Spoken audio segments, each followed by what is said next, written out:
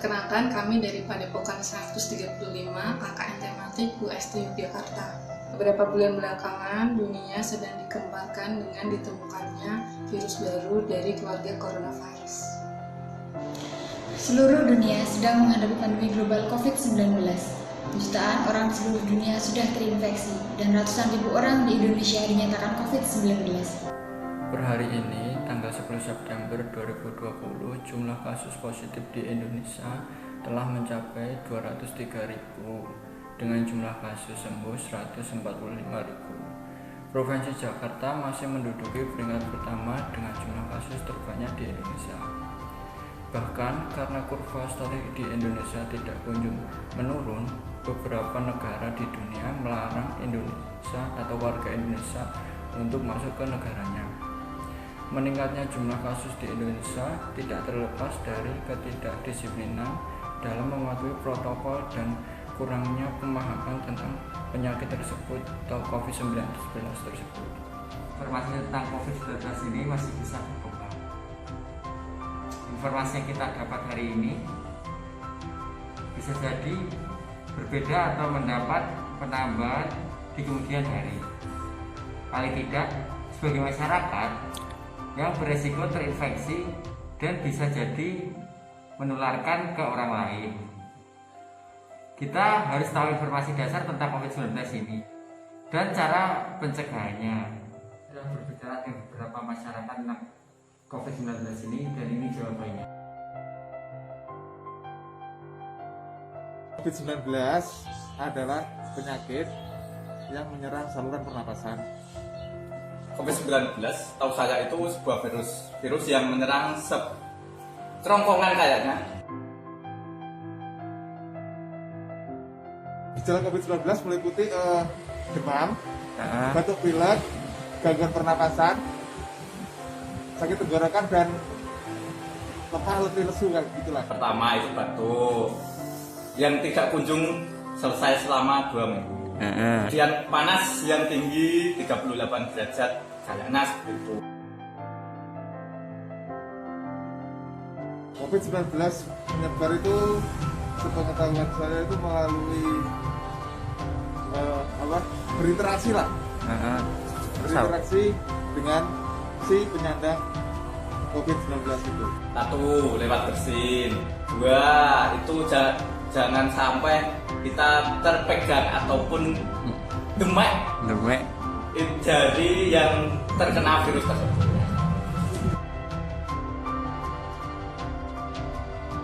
Itu pencegahan mungkin sering cuci tangan pakai sabun, gunakan masker, rajin olahraga. Kita tidak usah bertemu dengan orang, jadi kita aman di rumah saja. Nah, mari kita dengar informasi yang valid dari narasumber yang kompeten di bidangnya. Berikut adalah penjelasan dokter spesialis paru RSU Bunda Jakarta, Dr. Faris Nurwidya, SPP, PhD, FAPSR. Silahkan dokter.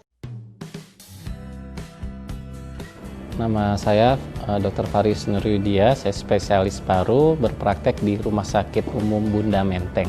Jadi virus corona di 2019 ini dinamakan sebagai Novel Coronavirus 2019. Jadi disingkat sebagai nCoV 2019. Jadi virus ini masih satu keluarga, satu family dengan virus corona yang menyebabkan SARS di 2003 dan fenomena Middle East Respiratory Syndrome ya, MERS. Dan memang dia masih subtipenya beta coronavirus. Strain yang kita hadapin sekarang awalnya menjangkiti hewan.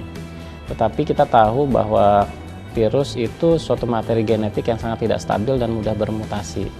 Jadi awalnya transmisinya animal to animal, kemudian dia punya dengan mekanisme mutasi punya kemampuan untuk transmisi animal to human, bahkan sekarang sudah human to human. Oh, jadi begitu ya dokter. Lalu gimana sih penularan virus corona ini? Penularannya ini bisa melalui 3 cara sebetulnya, ya, airborne, kemudian dia droplet, yang ketiga melalui kontak. Tetapi yang paling cukup menjadi perhatian adalah droplet ya, karena semua cairan biologis penderita itu sifatnya contagious, jadi bisa menjadi media untuk menularkan percikan batuk, percikan bersin itu yang utama. Kemudian kalau misalnya kontak itu kita bisa bersalaman langsung dengan penderitanya ya. Bahkan dokter di Wuhan itu yang dia mendapatkan infeksi coronavirusnya itu melalui konjungtiva, permukaan mata. Padahal dia sudah pakai masker gitu, tapi ternyata karena kemampuan virusnya itu cukup tinggi, dia bisa melalui konjungtiva mata. Lalu dok, apakah bisa virus itu menular melalui benda mati?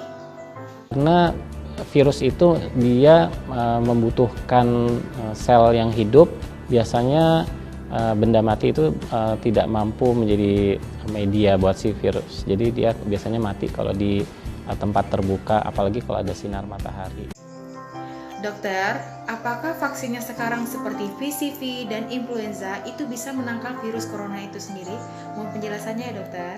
Vaksinasi yang spesifik untuk coronavirus ini belum ada, ya.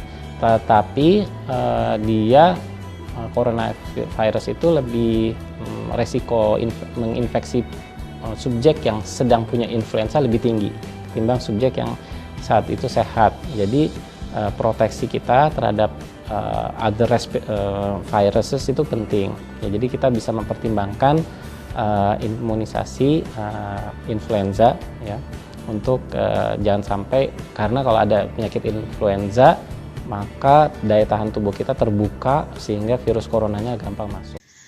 Nah, jadi semua udah pada paham kan apa saja yang sudah dijelaskan oleh dokter tersebut. Semoga semua bermanfaat dan jangan lupa tetap menjaga kesehatan dan mencuci tangan dan tetap selalu berpergian menggunakan masker dan ikuti aturan protokol yang berlaku untuk kesehatan kita. Nah, setelah memahami informasi dasar tentang COVID-19 tadi, kita juga perlu nih memahami cara pencegahan penularan COVID-19. Nah, berikut ini cuplikan video yang dapat menjelaskan secara ringkas protokol kesehatan yang harus kita terapkan. Ya, walaupun gak 100% efektif, tapi masker bisa banget ngebantu neken penyebarannya. Saking kecilnya ukuran virus corona, sebenarnya masker emang gak bisa ngelindungin kita dari orang yang sakit. Tapi, perlu diingat, gunanya masker adalah ngelindungin orang lain dari diri kita yang mungkin sebenarnya udah sakit. Soalnya, virus corona itu nyebar lewat percikan air liur, dan masker ngebantu banget untuk ngehalangin mereka.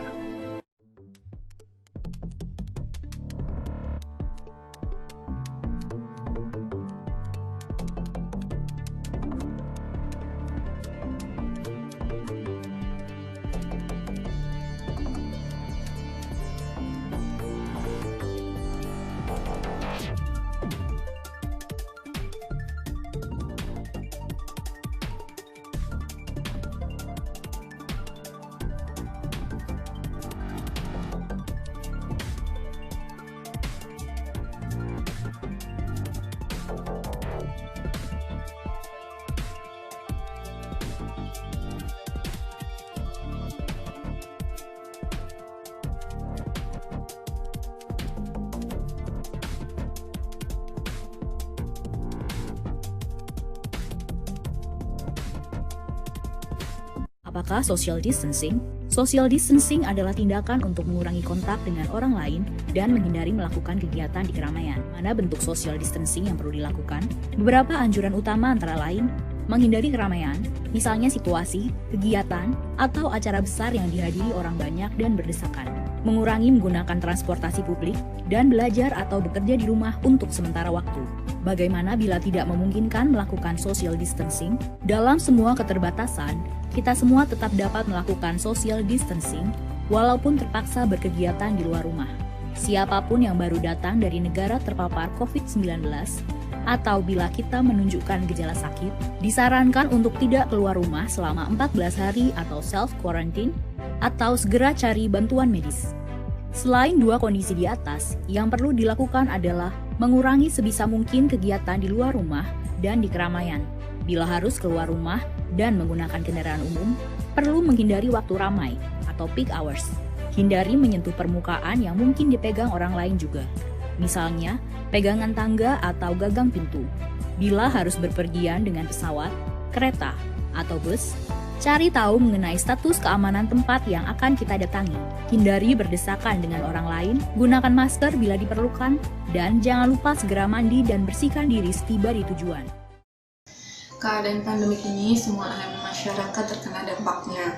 Terlepas dari konspirasi-konspirasi yang muncul, alangkah lebih bijak kita lebih memilih memikirkan finansial rumah tangga masing-masing atau kesehatan fisik dan mental keluarga dan tetangga sekitar. Daripada saling menyalahkan keputusan mana yang tepat dan tidak tepat, sebagai warga negara, partisipasi kita saat ini untuk menyelamatkan negara yaitu dengan disiplin melaksanakan protokol kesehatan yang telah ditetapkan oleh pemerintah. Dengan melaksanakan protokol kesehatan ini, tanpa kita sadari, kita telah membangun kebiasaan baru yang lebih baik untuk diri kita sendiri loh. Dengan rajin mencuci tangan, kita bisa terhindar dari kuman-kuman penyebab penyakit yang seringkali tidak kita sadari bersarang di tangan kita. Kita dapat mengurangi resiko kejahatan yang menunjukkan terhadap bencana seperti kecopetan dan penusukan.